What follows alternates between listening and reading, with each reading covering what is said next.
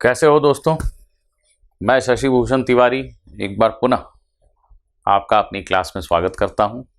आज हम सापेक्ष गति पर आधारित कुछ प्रश्नों को हल करते हैं और नियम आप सभी को याद ही है। हर प्रश्न को सुनने के पश्चात वीडियो को रोककर स्वयं से प्रयास करना है। अपना संपूर्ण प्रयास होने के बाद ही वीडियो को फिर से प्ले कीजिए और मेरे द्वारा किए गए हल को देखिए। आइए, यह पहला प्रश्न जिसको हम अन्यथा भी कर सकते हैं, अर्थात सापेक्ष गति का प्रयोग न करें और पहले जो पढ़ी गई चीज़ें हैं उसके आधार पर ही प्रश्न को हल करने का प्रयास करें, ऐसा भी हम सभी कर सकते हैं। परंतु सीखने के लिए हम इस प्रश्न को सापेक्ष गति के सिद्धांतों का उपयोग करते हुए हल करेंगे। प्रश्न बड़ा ही सरल सा है। कल्पना कीजिए कि एक गेंद को मैंने भूमि से 20 मीटर की ऊंचाई से गिराया। इसको गेंद संख्या 1 बोलता हूं, ठीक है। गेंद संख्या 1 को 20 मीटर की ऊंचाई से छोड़ दिया। उसी क्षण जिस क्षण गेंद संख्या 1 को छोड़ा, ठीक उसी क्षण यहां भूमि से एक दूसरी गेंद संख्या 2 को ऊर्ध्वाधर ऊपर की दिशा में मैंने 20 मीटर प्रति सेकंड के वेग से प्रक्षेपित किया। क्या किया? एक गेंद को छोड़ा और उसी समय किसी दूसरे व्यक्ति ने नीचे से ऊपर की तरफ एक गेंद को प्रक्षेपित किया 20 मीटर प्रति सेकंड की चाल से। प्रश्न यह है कि कितने समय के पश्चात ये दोनों गेंद टकरा जाएंगे, कितने समय में दोनों गेंदों की टक्कर होगी।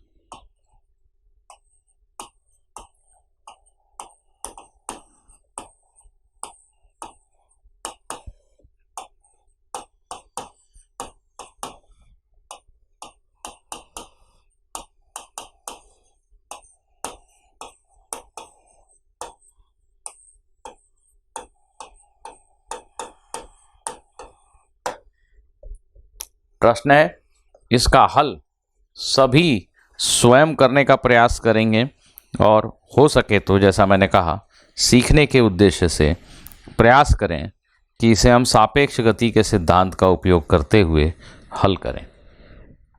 अर्थात मैं इसको और ज़्यादा क्लियर कर देता हूँ। मैं चाहता हूँ कि आप सभी एक प्रेक्षक, एक ऑब्जर्वर की भांति सोचें जो गेंद संख्या 1 में बैठा है।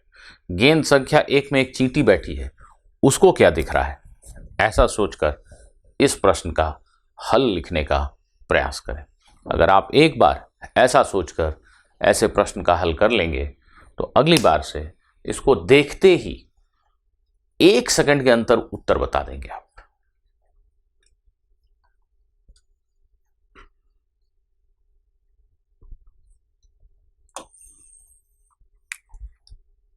देखिए, गेंद संख्या 1 के निर्देश तंत्र में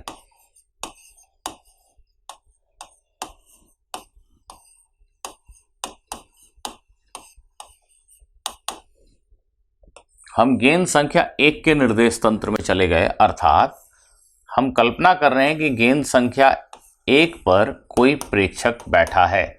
गेंद संख्या 1 में एक चींटी बैठी है, ऐसा मान लो 1 मिनट के लिए। उसे क्या दिखता है, हम ये सोचने का प्रयास करते हैं। सर्वप्रथम और सर्वाधिक महत्वपूर्ण यह बात है कि हम यह समझें कि इस चींटी को स्वयं का वेग 0 दिखता है। गेंद 1 की गति कुछ भी नहीं दिखती। इस चींटी के लिए यह गेंद 1 पूर्णतया विराम में है।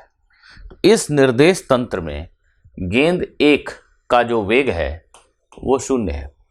आप जिस गाड़ी में बैठे हो वो गाड़ी आपके लिए नहीं चल रही है। हम सभी इस समय एक गेंद के ऊपर बैठे, बहुत बड़े विशालकाय गेंद जिसको पृथ्वी कहते हैं, वो गेंद चल भी रहा है, पर हमें दिखता है क्या चलता हुआ? नहीं। तो इस चींटी को भी ये गेंद चलता हुआ नहीं दिखता। इस चींटी को ये गेंद बिल्कुल स्थिर दिखता है, लेकिन दूसरी गेंद उसको चलती हुई दिखाई देती है। अब प्रश्न यह है कि हम जमीन पे खड़े होकर क्या यह समझ सकते हैं कि इस चींटी को इस गेंद का प्रारंभिक वेग क्या दिखाई दिया होगा? इस चींटी से तो हम पूछ नहीं सकते, उस चींटी के पास फोन भी नहीं है, पूछ नहीं सकते। तो क्या हम कैलकुलेट करके ये बता सकते हैं कि इस चींटी 1 को गेंद 2 का प्रारंभिक वेग क्या दिखाई दिया होगा? बताइए। चींटी 1 को गेंद 2 का प्रारंभिक वेग जो दिखता है उसे हम u21 लिखेंगे। 2 का वेग 1 के सापेक्ष, u अर्थात हम प्रारंभिक वेग की बात कर रहे हैं। u का अर्थ है हम प्रारंभिक वेग की ही बात कर रहे हैं, किसी अन्य समय पर वेग की बात नहीं हो रही है। तो ये निश्चित रूप से इस प्रकार कैलकुलेट किया जाएगा, u2 माइनस u1। u2 क्या है बताइए? जमीन पे खड़े आदमी ने इस गेंद का वेग ऊपर की दिशा में 20 मीटर प्रति सेकंड पाया है। 20 मीटर प्रति सेकंड ऊपर, या आप ऊपर की दिशा को धनात्मक मान लें तो +20 लिख दें, चलेगा। माइनस जमीन पे खड़े आदमी ने इस गेंद का प्रारंभिक वेग 0 देखा है। जमीन पे खड़े आदमी ने इसका प्रारंभिक वेग 20 ऊपर की तरफ और इसका प्रारंभिक वेग 0 देखा है। तो ये जमीन पे खड़ा आदमी कैलकुलेट करके बता सकता है कि इस चींटी को इस गेंद का प्रारंभिक वेग क्या दिख रहा है। उसको कहते हैं u21, u2 माइनस u1, और u2 माइनस u1 का मान हो गया 20 मीटर प्रति सेकंड ऊपर की दिशा में। इस निर्देश तंत्र में, गेंद के निर्देश तंत्र में, एक प्रेक्षक यदि इस गेंद पर बैठा है तो उसे गेंद 2 का प्रारंभिक वेग 20 मीटर प्रति सेकंड ऊपर की दिशा में दिखाई देता है। अब हम ये सोचते हैं, इस ऑब्जर्वर को, इस प्रेक्षक को इस गेंद का त्वरण क्या दिखता है? कुछ दिखता है क्या? इसे कैसे कैलकुलेट करेंगे? A21 का अर्थ हुआ गेंद 2 का त्वरण जैसा कि 1 ने देखा, 1 के सापेक्ष 2 का त्वरण। कैसे कैलकुलेट होगा? A2 minus A1। A2 और A1 क्या है? ये जमीन पे खड़े आदमी ने इन दोनों का त्वरण क्या देखा, उसे हम A2 और A1 कह रहे हैं। जमीन पे खड़े आदमी ने इसका जो त्वरण देखा गति के दौरान वो A2 है, और जमीन पे खड़े आदमी ने इसका जो त्वरण देखा गति के दौरान वो A1 है। तो विद्यार्थियों, सभी की समझ में आता है कि इन दोनों पिंडों का त्वरण इस व्यक्ति ने जो देखा वो क्या है?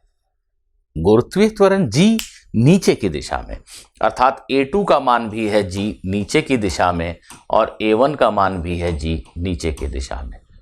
कंफ्यूज हो गए? नहीं, ये गेंद ऊपर जा रहा है, इसका वेग ऊपर है, त्वरण तो नीचे ही है ना। इस गेंद का त्वरण भी नीचे ही है ना। तो इन दोनों गेंदों का त्वरण नीचे की दिशा में g है ना। इस आदमी ने क्या देखा? ऐसा कुछ देखा कि ये गिरना शुरू करता है, ये ऊपर चलता है, ये दोनों यहां टकरा गए।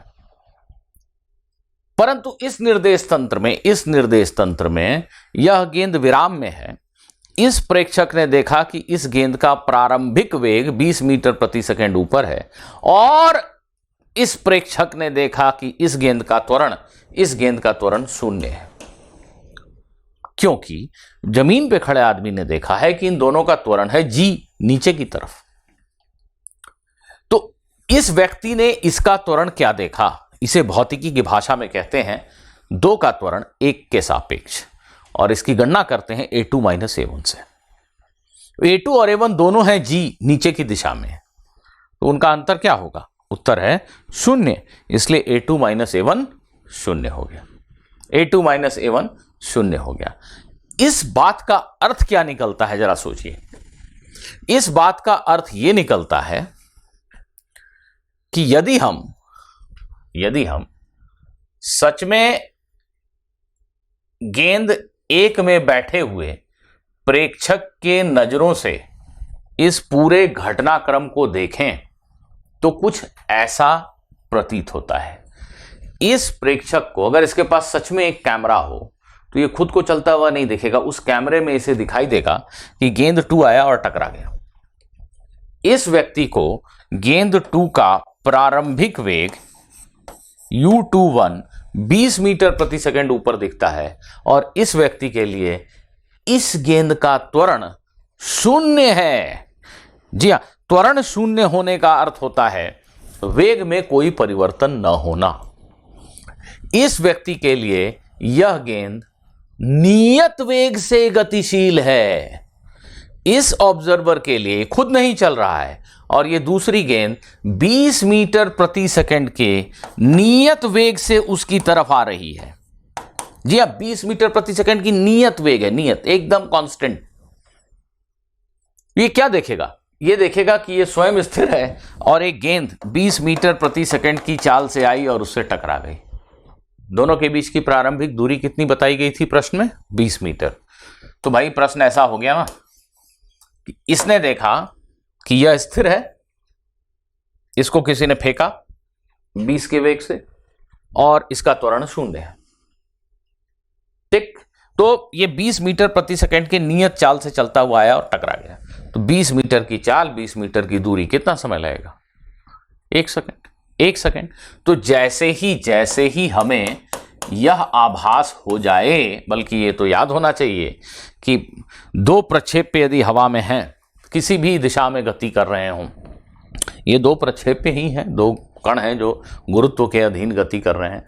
कोई भी 2 कण जो गुरुत्व के अधीन गतिशील हैं, अगर कण 1 पे बैठ के कण 2 की गति को देखोगे तो वो नियत वेग से गति दिखाई देगी, एक समान गति दिखाई देगी। कण 1 के सापेक्ष कण 2 का त्वरण हमेशा 0 होगा, क्योंकि जमीन पे खड़े आदमी को दिखता है कि 2 चीजें जब हवा में चल रही हैं तो दोनों का त्वरण है जी नीचे की तरफ। तो 1 के सापेक्ष 2 का त्वरण या 2 के सापेक्ष 1 का त्वरण निश्चित रूप से 0 है। तो 2 पिंड यदि गुरुत्व के अधीन गति कर रहे हैं तो उनका सापेक्ष त्वरण 0 होता है। बड़ा ही इंपॉर्टेंट है ये। 2 पिंड यदि गुरुत्व के अधीन गतिशील हैं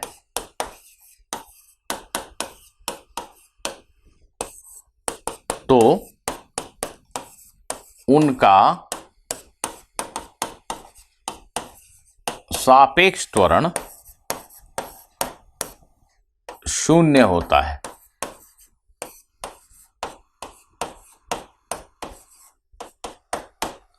दो पिंड यदि गुरुत्व के अधीन गतिशील हैं तो उनका सापेक्ष त्वरण 0 होता है। सापेक्ष त्वरण 0 होने का अर्थ हुआ एक पिंड को दूसरा पिंड नियत वेग से गति करता हुआ दिखाई देता है। नियत वेग अर्थात एक निश्चित दिशा में नियत चाल से गति।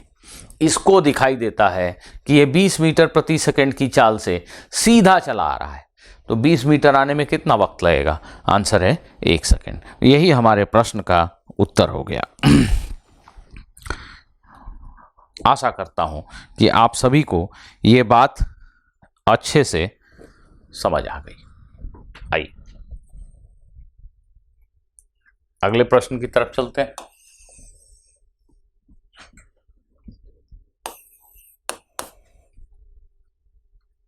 कल्पना करो कि यह एक लिफ्ट है, ठीक है।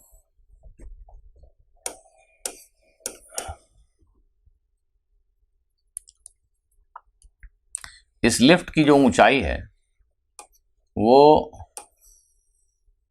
5 मीटर, बड़ी भारी भरकम लिफ्ट है। 5 मीटर करीब 15 फीट, काफी ऊंची लिफ्ट हुई है। और एक लिफ्ट है, मान लेते हैं, मानने में क्या जाता है, एक लिफ्ट है जो भारी भरकम है 5 मीटर जिसकी ऊंचाई है, और यह लिफ्ट ऊपर की दिशा में एक नियत वेग से गति कर रही है। मान लीजिए 4 मीटर प्रति सेकंड नियत है यह वेग, ठीक है, कांस्टेंट वेलोसिटी से मोशन कर रही है। ये लिफ्ट नियत वेग से गति कर रही है। इस लिफ्ट की छत में कोई एक कण चिपका हुआ था, जैसे कोई नट बोल्ट था मान लो, तो जो नट है वो खुल गया। लिफ्ट की छत में, लिफ्ट ऊपर चली जा रही है नियत वेग से, यहां छत में एक नट लगा हुआ था, वो खुल गया। कोई भी एक कण चिपका हुआ था जो छूट गया और छूट करके वो नीचे गिरने लगा। ये कण ए, इसका नाम रख देते हैं ए। कण ए लिफ्ट की छत से छूटकर नीचे गिरता है और लिफ्ट के फर्श से टकराता है। छूटने के बाद कितने समय में यह कण लिफ्ट के फर्श से टकरा जाएगा, यह प्रश्न है।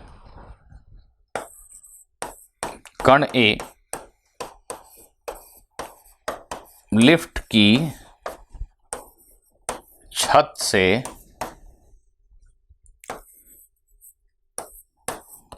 छूटकर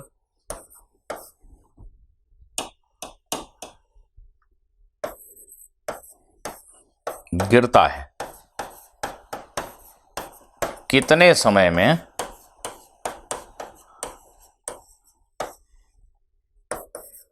यह कण लिफ्ट के फर्श से टकराएगा? कितने समय में यह कण लिफ्ट के फर्श से टकरा जाएगा? एक लिफ्ट ऊर्ध्वाधर ऊपर की तरफ गतिशील है, नियत वेग 4 मीटर प्रति सेकंड से गतिशील है। कहीं पे अचानक से छत से एक कण, एक नट खुल करके गिरने लगा। वह कण लिफ्ट की छत से खुलने के पश्चात कितनी देर में लिफ्ट के फर्श से टकरा जाएगा? इस प्रश्न का हल आपको ढूंढना है। तो कृपया सभी लोग वीडियो को रोककर इस प्रश्न के बारे में सोचें।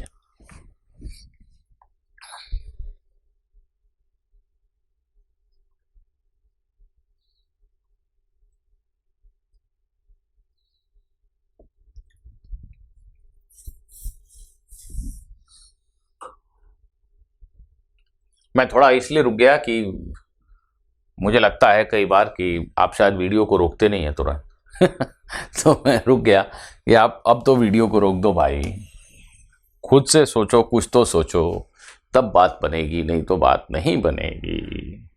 देखो,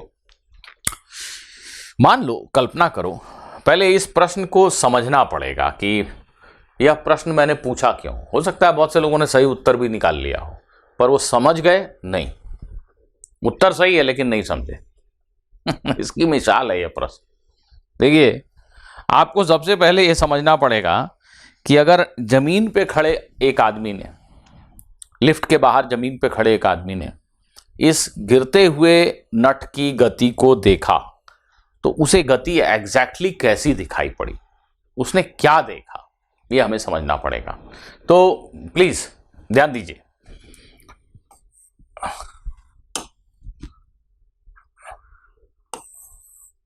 मान लो यह लिफ्ट है, यह 4 मीटर प्रति सेकंड के वेग से गतिशील है। विद्यार्थियों ध्यान देना, लिफ्ट की छत पे जो नट लगा हुआ है, इसका वेग भी 4 मीटर प्रति सेकंड ऊपर की तरफ है। यह खुल गया तो इसका वेग शीघ्र शून्य थोड़ी हो जाएगा। जैसे हमने कई प्रश्न पास्ट में भी किए हैं, एक बलून ऊपर जा रहा है, बलून से आपने एक गेंद को बाहर छोड़ा, तो छोड़ते ही गेंद का वेग शून्य थोड़ी हो जाएगा। ये लिफ्ट ऊपर जा रही है, लिफ्ट के अंदर हर चीज 4 मीटर प्रति सेकंड के वेग से ऊपर जा रही है।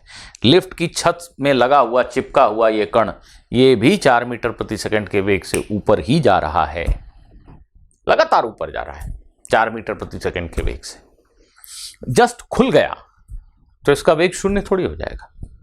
जड़त्व की वजह से जो चीज चल रही है वो चलते ही रहना चाहती है। आप चलती हुई बस से कूद जाए तो आपका वेग शून्य थोड़ी हो जाएगा। बस जिस वेग से चल रही है वह वेग आपके शरीर में भी है, और जब आप बाहर निकलते हैं तो भी वो वेग आपके साथ ही रहता है। तो यह कण छूट गया लिफ्ट की छत से, इसके पश्चात इसका वेग शून्य हो जाएगा और यह सीधे नीचे गिर जाएगा, ये सोचना गलत है। ये कण जैसे ही लिफ्ट की छत से खुला, इसका प्रारंभिक वेग 4 मीटर प्रति सेकंड ऊपर होगा।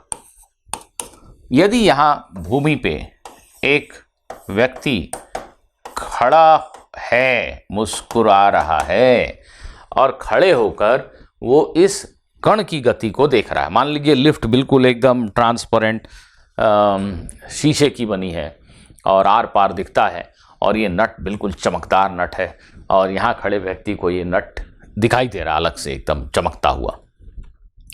तो यह व्यक्ति इस नट की गति को कैसा, यह व्यक्ति देखेगा कि नट का प्रारंभिक वेग 4 मीटर प्रति सेकंड है और इसका त्वरण g है। ध्यान देना, लिफ्ट का कोई त्वरण नहीं। लिफ्ट में मोटर लगा है, रस्सी लगी है, जिसकी वजह से वो एक नियत वेग से चल रही है। तो लिफ्ट की छत तो अभी भी नियत वेग से ही चलती रहेगी, परंतु यह कण जब लिफ्ट की छत से खुल गया, अलग हो गया, तो अब इस पे सिर्फ और सिर्फ गुरुत्वीय बल है, जिसकी वजह से इसका त्वरण जी नीचे की तरफ हो जाएगा।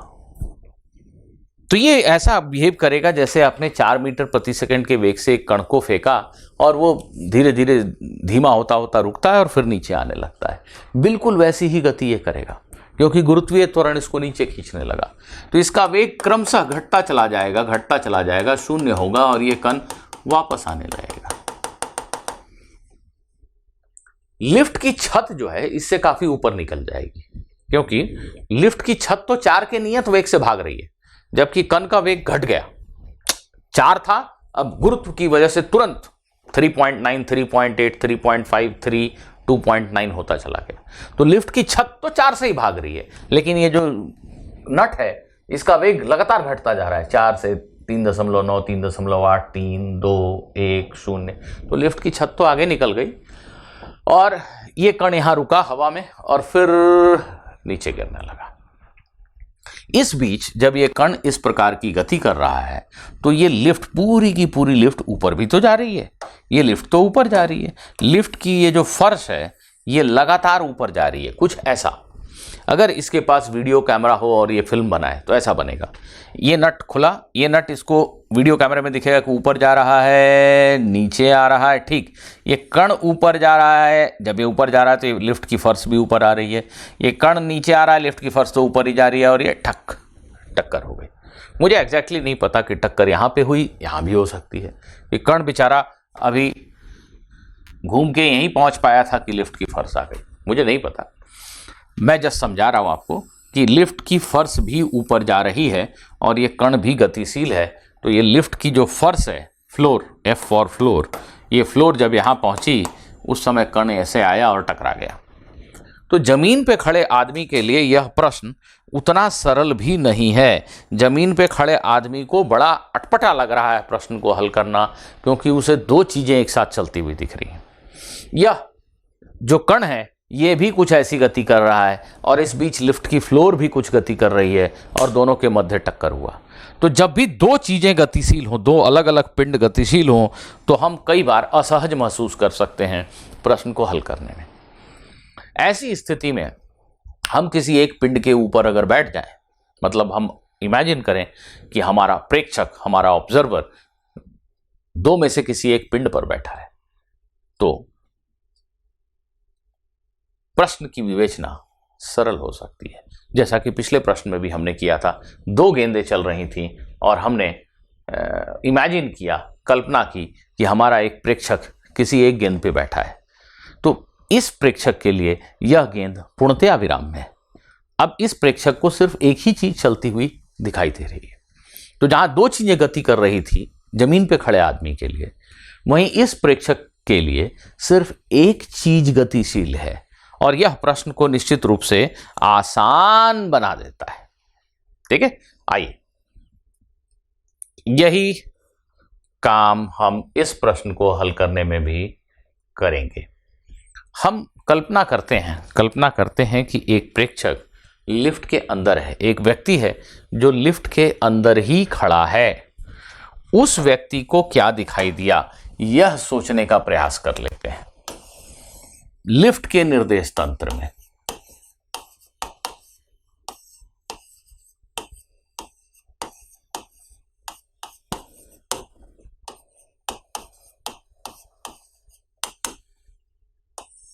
लिफ्ट के निर्देश तंत्र में गौर कीजिएगा। लिफ्ट के निर्देश तंत्र में यह प्रश्न बिल्कुल सरल है। लिफ्ट में यदि एक व्यक्ति खड़ा है तो इस व्यक्ति के लिए लिफ्ट के अंदर हर चीज, पूरी की पूरी लिफ्ट विराम में है, वह स्वयं भी विराम में है। ये लिफ्ट विराम में है। लिफ्ट के अंदर यहां जो पंखा लगा है, ये पंखा भी इसे विराम में ही दिखता है। जो लाइट लगी है वो लाइट भी उसे विराम में ही दिखती है। यह जो नट यहां पे लगा है, यह भी इसे विराम में ही दिखता है। नट खुल गया तो उसका प्रारंभिक वेग 0 दिखता है। लिफ्ट के निर्देश तंत्र में वह जो नट है, वह जो कण है, उसका प्रारंभिक वेग 0 होगा। इस व्यक्ति के लिए यह नट कभी चल ही नहीं रहा था, खुल गया, ठीक है, खुल गया तो उसका प्रारंभिक वेग 0 है। इस व्यक्ति के लिए इन साहब के लिए नट का प्रारंभिक वेग 0 है, जबकि जमीन पे खड़े आदमी के लिए नट का प्रारंभिक वेग 4 मीटर प्रति सेकंड है। दोनों में फर्क को ठीक से समझ लीजिए। जमीन पे खड़ा आदमी पूरी लिफ्ट, हर चीज, नट, सबको 4 मीटर प्रति सेकंड के वेग से चलता हुआ देख रहा है, जबकि जमीन पे खड़ा लिफ्ट के अंदर खड़ा आदमी लिफ्ट के अंदर की हर चीज को विराम में देखता है। लिफ्ट के अंदर खड़े आदमी के लिए इस नट का प्रारंभिक वेग 0 है। जी हाँ, तो इस नट का प्रारंभिक वेग 0 है इस व्यक्ति के लिए। अब इनसे पूछते हैं कि इस नट का प्रारंभिक वेग तो 0 है, परंतु इसका त्वरण क्या देखते हो तुम? जी, ऐसा लिख देता हूं, acceleration of A with respect to lift. इस कण का नाम हमने रखा था ए का त्वरण लिफ्ट के सापेक्ष। लिफ्ट मतलब इस आदमी के सापेक्ष। लिफ्ट और आदमी तो साथ साथ चल रहे हैं ना।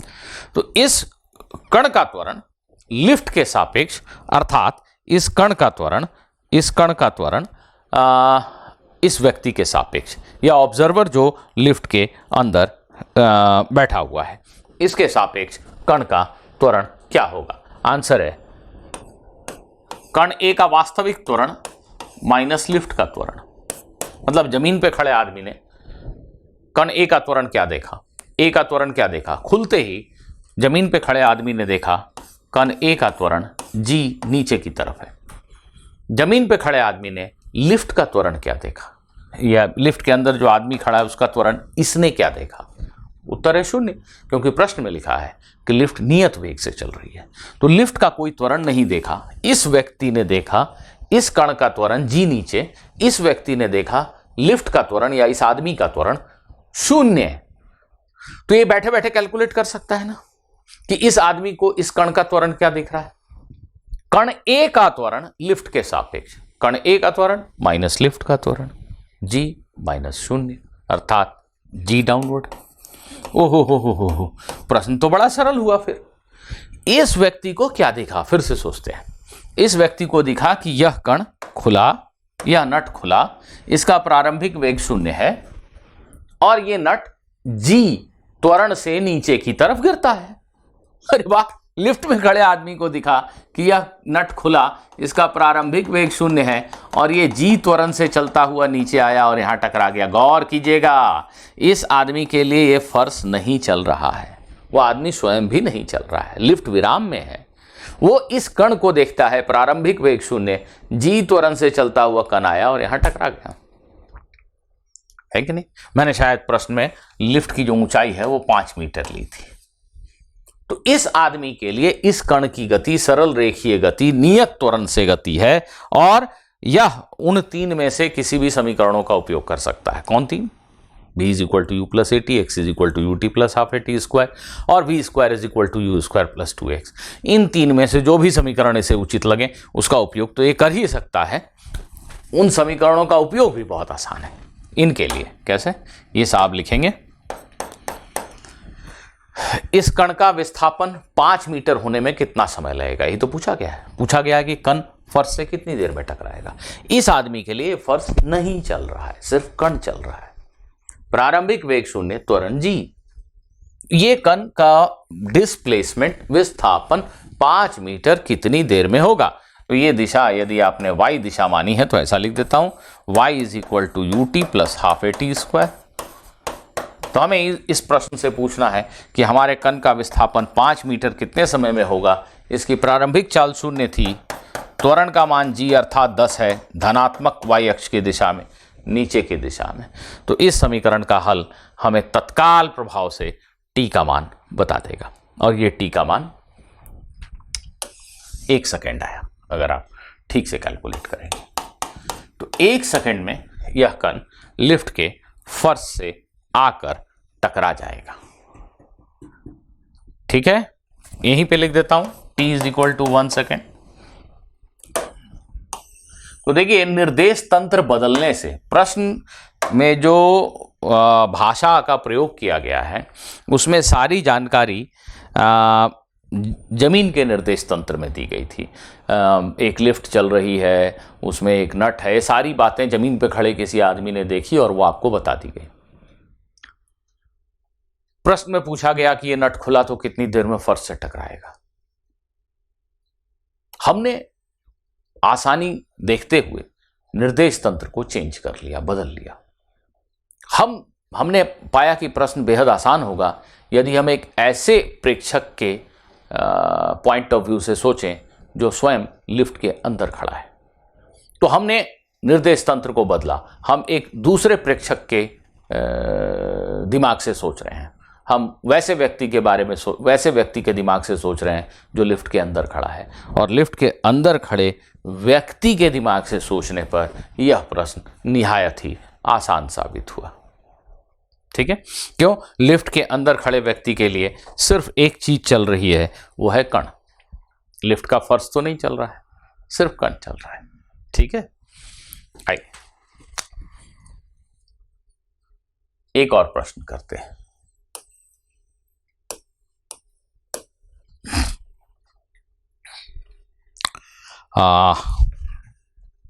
कल्पना करो कि तुम यहां खड़े हो सड़क के ऊपर,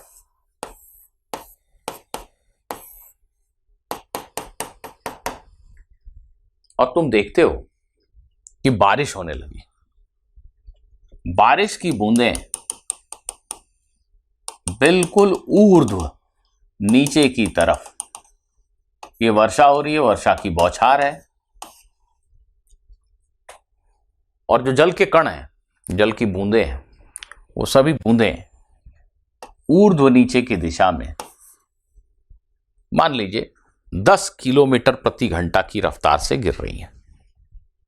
वर्षा की बूंदें 10 किलोमीटर प्रति घंटा की रफ्तार से गिर रही हैं। तो वर्षा को अंग्रेजी में रेन कहते हैं। मैं यहां लिख रहा हूं VR, R for rain. Rain का जो वेग है वो 10 किलोमीटर प्रति घंटा ऊर्ध्व नीचे की दिशा में। आपने ऐसा देखा, ये बारिश की बूंदें आपके शरीर से टकरा रही हैं, तो हर बूंद 10 किलोमीटर प्रति घंटा की रफ्तार से आपके शरीर को चोट करती हैं।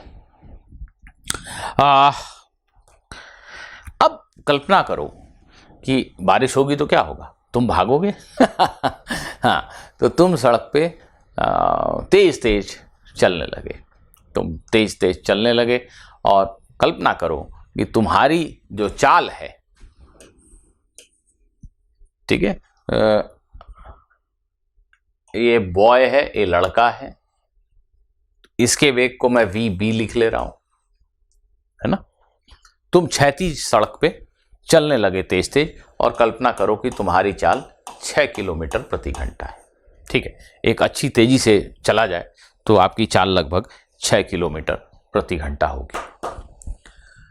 अब मुझे ये बताना है आपको, जब आप स्थिर थे तो आपको बारिश की बूंदें ऊर्ध्व नीचे गिरती हुई दिख रही थी। जब आप चलने लगे अब आपको बारिश की बूंदें ऊर्ध्व गिरती हुई नहीं दिखेंगी। और ऐसा दैनिक जीवन में सभी ने अनुभव किया है, खास करके जब आप अपनी मोटरसाइकिल चला रहे होते हो। जब आप मोटरसाइकिल चलाते हो तो वर्षा की बौछार ऐसा लगता है कि सामने से आ रही है, बहुत तेज, चोट भी बहुत तेज करती है। तो जब आप चलने लगे तो आपको बारिश का वेग एक तो 10 किलोमीटर प्रति घंटा नहीं दिखेगा, और दूसरी जो जल के कण गिर रहे हैं उनके गिरने की दिशा ऊर्ध्व नहीं दिखेगी।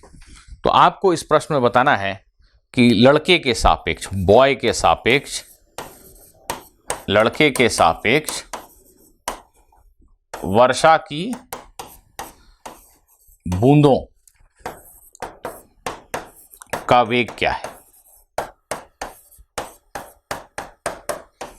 इस लड़के को वर्षा की बूंदें किस वेग से चोटिल करेंगी, चोट करेंगी, चोटिल तो नहीं कर पाएंगी, पर किस वेग से इस बालक के शरीर से वर्षा की बूंदें टकराएंगी। इस बालक को वर्षा का वेग क्या दिखाई देगा, दिशा भी बताइए और वेग का परिमाण अर्थात बारिश के बूंदों की चाल भी बताइए। सभी लोग वीडियो को तत्काल प्रभाव से रोकते हैं और प्रश्न को स्वयं हल करने का प्रयास करें।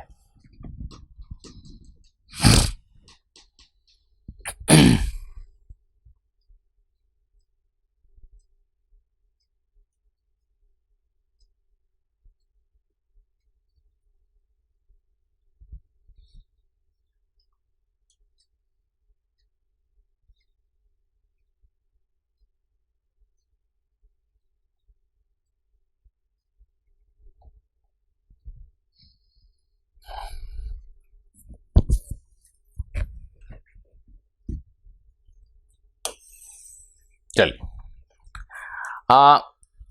इस लड़के को बारिश का वेग क्या दिखाई देगा। इसको भौतिकी की भाषा में कहते हैं velocity of rain with respect to boy. वर्षा का वेग लड़के के सापेक्ष VRB, और इसकी गणना करते हैं VR माइनस VB से। चूंकि यह एक विमीय स्थिति नहीं है, अर्थात सारे वेगों की दिशाएं एक सरल रेखा के अनुदिश नहीं है।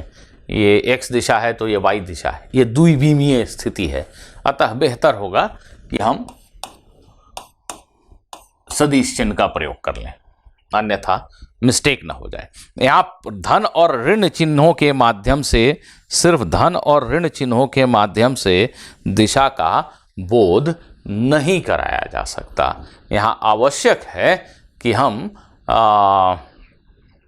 सदिश के चिन्ह का प्रयोग करें। जरूरत है तो आई कैप, जे कैप इत्यादि लिखें, यह बेहद जरूरी है। आइए, एनीवे, हमें VR में VB को सब्ट्रैक्ट करना है, तो हम VR में जोड़ेंगे माइनस VB को। ठीक है, ये तो आप सभी समझने लगे। VR वर्षा का वेग एक सदिश है जिसे हम एक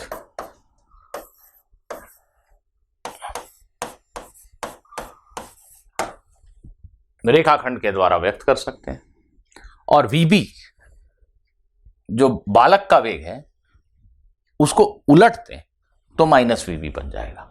यह सदिश है माइनस VB। यह सदिश माइनस VB है, इसका परिमाण तो 6 ही है, 6 किलोमीटर प्रति घंटा। तो हमें कुल मिलाकर ये VR में माइनस VB को जोड़ देना है। ये VR है, उसमें माइनस VB को जोड़ेंगे। हमने दोनों सदिशों की पूंछ एक साथ रखी है, इसलिए मैंने ये समानांतर चतुर्भुज की रचना की, जो कि इस केस में एक आयत है, और यही है हमारा परिणामी सदिश। परिणामी अर्थात VRB, VRB अर्थात इन दोनों सदिशों का योग। तो VRB बारिश का वेग, रेन की velocity with respect to boy, बारिश का वेग लड़के के सापेक्ष क्या है, हमें यह बताने को कहा गया था। तो इस चित्र को देखकर सभी इस निष्कर्ष पर आसानी से पहुंच जाएंगे कि VRB का जो परिमाण है वो √10² + 6² है। अर्थात वर्गमूल 136 किलोमीटर प्रति घंटा। ये करीब करीब 11.5 किलोमीटर प्रति घंटा के आसपास कुछ आए। तो बारिश की बूंदें जो इस लड़के के चेहरे से, शरीर से टकराएंगी, तो लड़के को यह महसूस होगा कि बारिश की बूंदें 10 के वेग से नहीं, कहीं ज़्यादा वेग से, करीब 11.5 किलोमीटर प्रति घंटा की रफ्तार से उसके बदन से टकराती हैं। अगर आप इस बालक से पूछेंगे कि बारिश की बूंदें किस दिशा में गिर रही हैं, बारिश किस दिशा में हो रही है, तो ये लड़का कहेगा बारिश की बूंदें ऊर्ध्व से थीटा कोण बनाते हुए आ रही हैं। ये लड़का तेज तेज चल रहा है, इसको बारिश की बूंदें ऐसी आती हुई नहीं दिख रही हैं, इसको बारिश की बूंदें ऐसी आती हुई दिख रही हैं। ऊर्ध्व से एक कोण बनाते हुए बारिश की बूंदें इसे आती हुई दिख रही हैं। इस लाल सदिश के अनुदिश बारिश की बूंदें इसे आती हुई दिख रही हैं। तो ये जो बारिश है ये ऊर्ध्व से थीटा कोण बनाते हुए हो रही है, और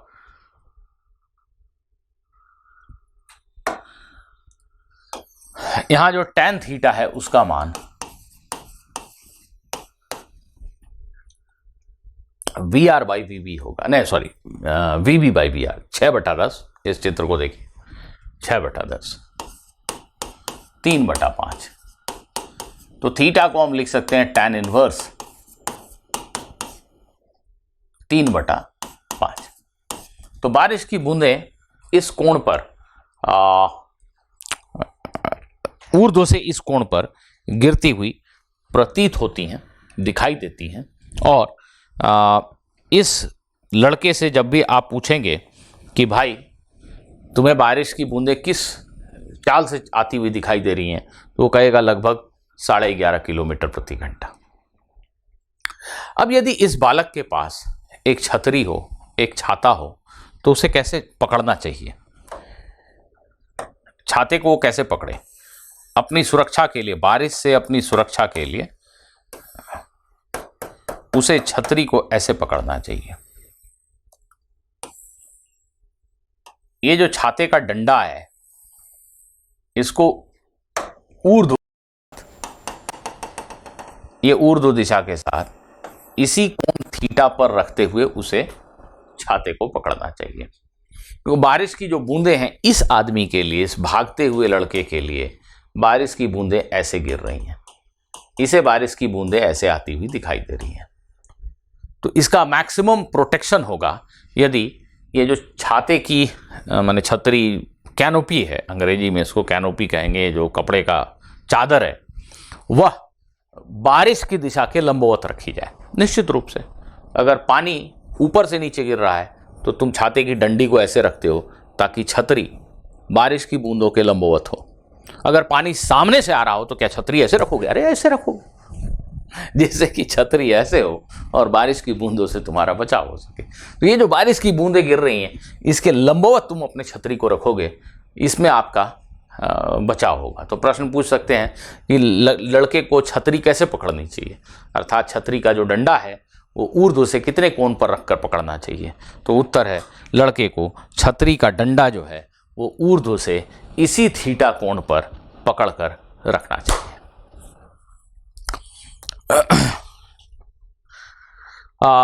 विद्यार्थियों, एक प्रश्न और कर लेते हैं हम लोग जल्दबाजी में।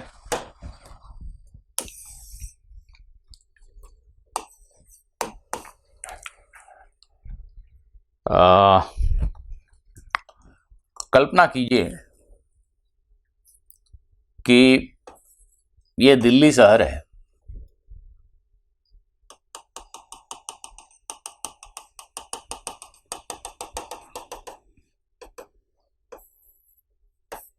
और ये जबलपुर शहर है। ठीक है, ये दिल्ली शहर है और ये जबलपुर शहर है, और दोनों शहरों के बीच की दूरी 1000 किलोमीटर है।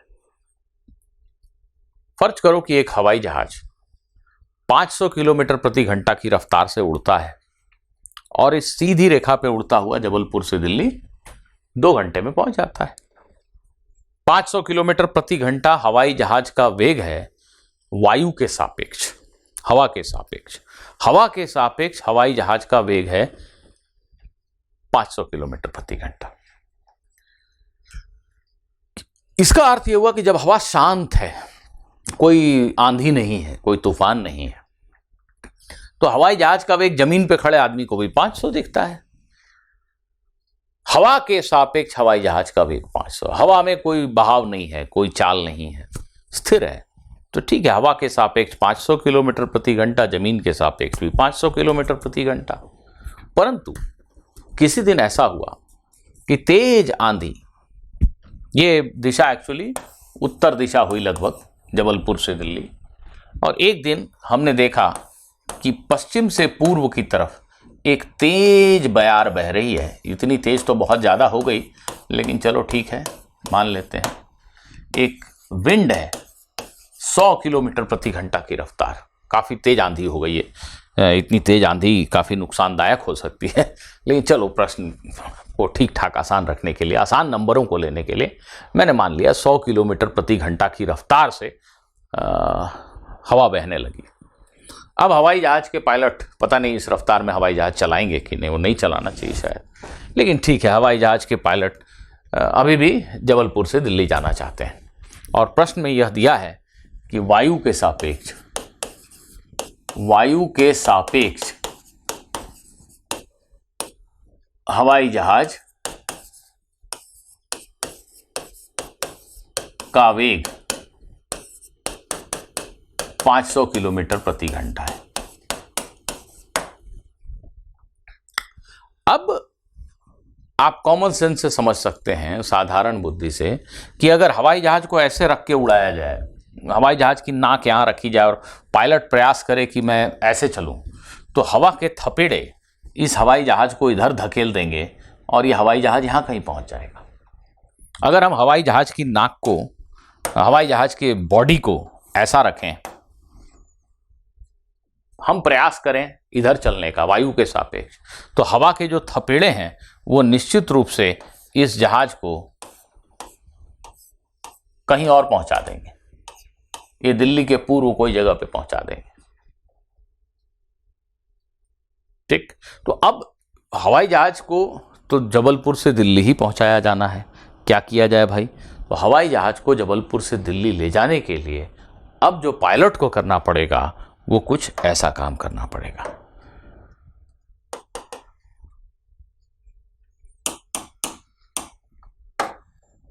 थोड़ा सा कठिन प्रश्न है, समझिएगा।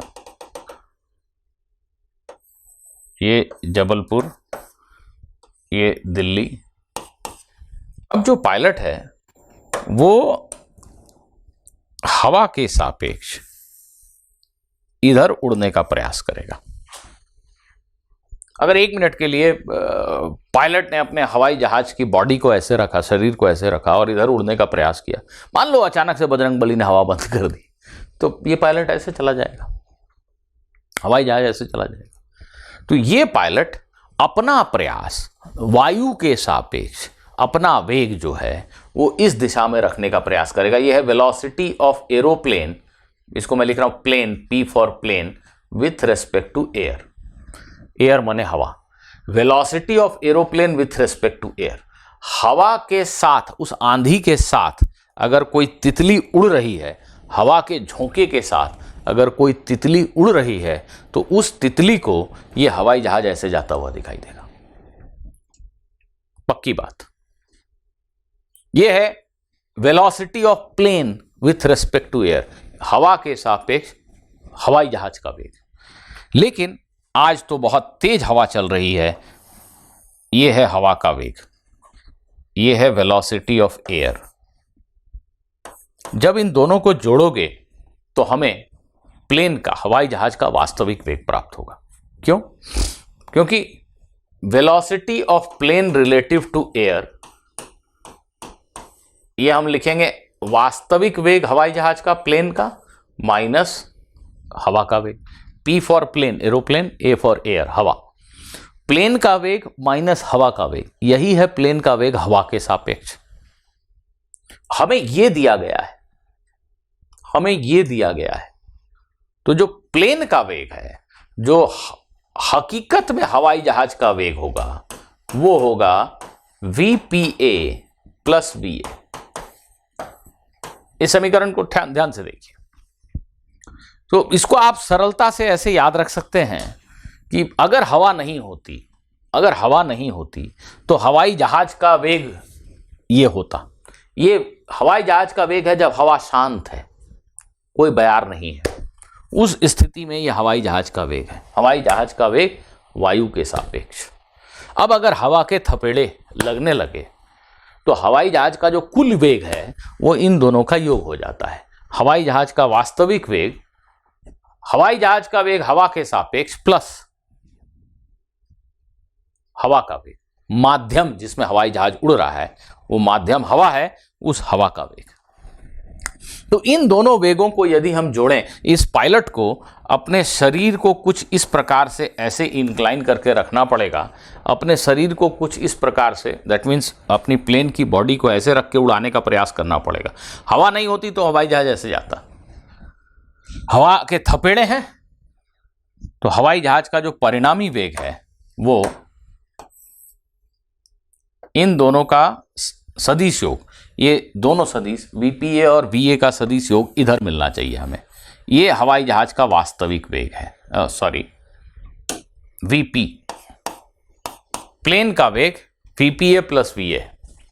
वीपीए प्लेन का वेग हवा के सापेक्ष, उसमें वीए को जोड़ दिया तो यह जो परिणामी सदिश है इसकी दिशा ये होनी चाहिए, तब जाकर यह हवाई जहाज इस सरल रेखा पर चलेगा। और गौर कीजिएगा, हवाई जहाज जब इस सरल रेखा पर चल रहा है तो हवाई जहाज का शरीर ऐसे है। जी हाँ, हवाई जहाज को पायलट ऐसे उड़ाने का प्रयास कर रहा है, उसकी बॉडी ऐसे है, लेकिन हवा के थपेड़ों की वजह से वो इस दिशा में गति नहीं करके उसकी गति ऐसे हो रही है, पर उसकी नाक ऐसे इधर है, पूंछ यहां, नाक यहां, ऐसे चल रहा है हवाई जहाज ऐसे। ये तब संभव होगा जब इन दोनों सदिशों का योग जो है इस दिशा में प्राप्त हो। थीटा का मान कितना होना चाहिए, यह प्रश्न मैं आपसे पूछना चाहता हूं। थीटा का मान कितना होना चाहिए जिससे कि हवाई जहाज बिल्कुल इस सरल रेखा पर चलकर जबलपुर से दिल्ली पहुंच जाए। बहुत सरल, इन दोनों सदिशों का योग इधर हो, इसके लिए हमें ऐसे सदिशों का घटक कर दीजिए, सबसे आसान है जोड़ना। ये वीपीए का घटक किधर होगा, वीपीए कॉस थीटा, और इस दिशा में घटक होगा इसका वीपीए साइन थीटा। आप एक्स वाई भी मान सकते हैं, इसको एक्स मान लीजिए, इसको वाई। इस सदिश के दो घटक किए, VPA cos theta, VPA sine theta. अगर ये वीपीए साइन थीटा इस वीए को कैंसिल कर दे, हमें क्या करना है, हमें इस सदिश को इसके साथ जोड़ना है। इस सदिश का घटक इधर और इस सदिश का एक घटक इधर लिया। अगर ये घटक इधर 80 है, 100 है, और वायु का वेग भी इधर 100 है, तो ये दोनों जब जोड़े जाएंगे तो इनका परिमाण शून्य हो जाएगा। तो बचेगा क्या, इसका सिर्फ ये घटक। तो ये हवाई जहाज बिल्कुल सीधा इस रेखा पर गतिशील होगा तब जब इस सदिश का यह घटक इसके बराबर हो। इस सदिश का इधर का घटक है साइन थीटा, यह होना चाहिए वीए के इक्वल। हवाई जहाज के वेग का, हवाई जहाज का वेग हवा के सापेक्ष, उसमें हवा का वेग जोड़ने से परिणामी वेग प्राप्त होता है। यह परिणामी वेग इस दिशा में हो, इसके लिए जरूरी है कि इस दिशा में कोई वेग न बचे। यह तब संभव है जब इस सदिश का यह घटक इसके ठीक बराबर हो। बराबर और विपरीत होने से कैंसिल हो जाएंगे। यह प्रश्न में दिया हुआ है कि वीपीए का मान 1000 है, सॉरी क्षमा कीजिएगा, वीपीए का मान 500 है, वेरी सॉरी 500 है, और वीए का मान 100 है। तो साइन थीटा जो है वो 1/5 हो गया। तो थीटा साइन इनवर्स 1/5, इतने कोण पर पायलट अपने हवाई जहाज के बॉडी को ऐसे झुकाएगा और उड़ेगा। उसका प्रयास ऐसे जाने का है, लेकिन हवा के थपेड़े हैं जिसकी वजह से वो ऐसे चलता चला जाएगा, ऐसे चलता चला जाएगा, ऐसे चलता चला जाएगा, ऐसे चलता यहाँ पहुँच जाएगा। अचानक से ऐसे चलते चलते मान लो हवा बंद हो गई तो ऐसे चलने लगेगा, फिर उसको एडजस्ट करना पड़ेगा। ठीक है विद्यार्थियों, आज की क्लास हम यहीं पे समाप्त करेंगे। अगली क्लास में हम शुद्ध गतिकी के कुछ और इम्पॉर्टेंट कॉन्सेप्ट्स को देखेंगे। इस कॉन्सेप्ट पर आधारित एक आध और प्रश्न करने के बाद हम मूलतः वृत्तीय गति की शुद्ध गतिकी के बारे में चर्चा करेंगे। तब तक के लिए अलविदा।